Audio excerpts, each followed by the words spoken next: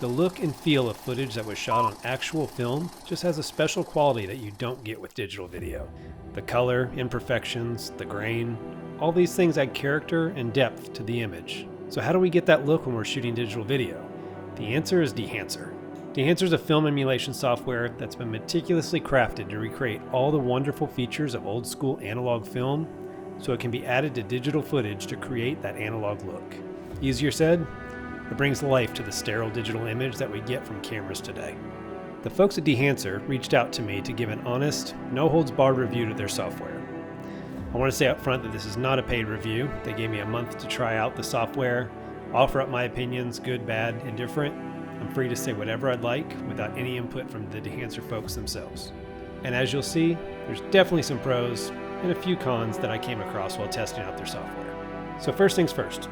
I'm a real estate videographer, so my needs and requirements for what I shoot aren't necessarily going to be in line with those who shoot narrative pieces. So with Dehancer, the things that I find important and useful, and the things that might not matter as much to me, might not necessarily be in line with your needs and wants. But I'm going to run through most of what Dehancer offers, which is a ton, share my opinions on everything the software has. With DaVinci Resolve, Dehancer suggests placing the node at the end of your node tree just before your final CST node, which is exactly what I did. And it was at this point that I noticed the first minor issue I had with the software. The default settings on the node are not set with everything zeroed out, like at a neutral base to allow you to build up to your preferred preferences. Instead, a handful of the options are already selected and a look is already created. And I guess if you're into that whole like overly green teal look with a ton of grain, then you're good to go. But I'm guessing that's not the case, and it definitely was not the case for me. And unlike other DaVinci effects, where you can just click the undo icon at the top and reset everything, that doesn't happen with Dehancer.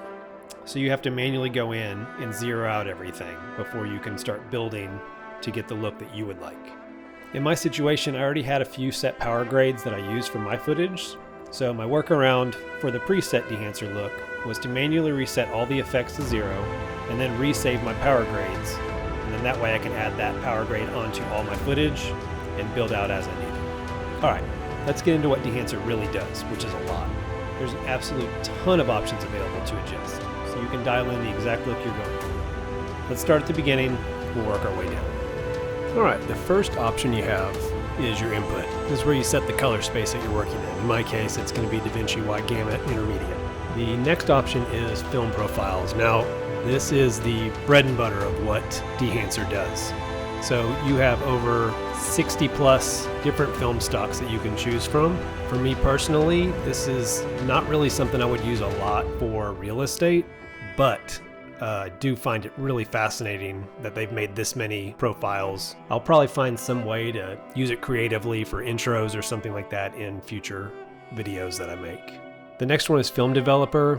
This allows you to adjust contrast, gamma. Film compression is the next option you have, and here you get to adjust the impact of like how strong the highlights are. The first slider is impact, which what it does is adjust the amount of highlights that are pushed towards the midtones. So it'll help kind of save what you may have thought were blown out highlights and bring some of that back to your picture, which is fantastic. Next we have expand. Here we can push and pull our black and white points to kind of help create a deeper image. This was the one setting that I thought did a really good job of kind of helping with the overall color density.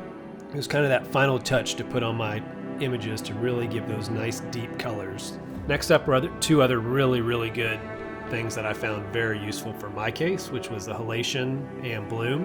And halation just creates that red-orange halo around bright objects in the frame. And then you can adjust the profiles to create different levels of halation. And then you have the complementary bloom, which is like the jelly to halation's peanut butter. So bloom helps add that subtle dreaminess around light sources. Blended with halation, it creates a nice, wonderful glow around your bright objects in your frame. The next couple options are all different textures that you can add to your image. Some of the other options that you'll notice are film breath, gate weave, film grain, film damage, overscan. These all help add extra texture to the image. Film grain adds just that, just a little extra grain to the image. Film breath adds changes in exposure from frame to frame, something you would see on an old 8 or 16mm film reel. Gate weave creates that film stuttering look you would see from those same reels. Film damage We'll add things like dust, hair, scratches, with full adjustments to allow how much or how little of those you'd like to add. Overscan creates the film strip look on the edges of your film. The monitor section also has an option for false color.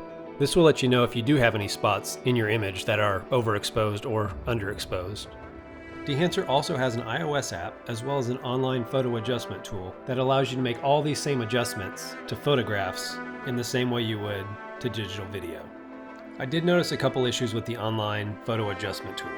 When you drop your image in to start working, the first thing it brings up is your option to choose what kind of film profile you'd like to add. All the options didn't fit on one screen, and so generally I would think you would want to scroll up and down to go through the images, but that actually zooms the screen. You have to click and drag to move up and down the page, which is kind of backwards from most websites. So that was kind of weird, took a second to get used to.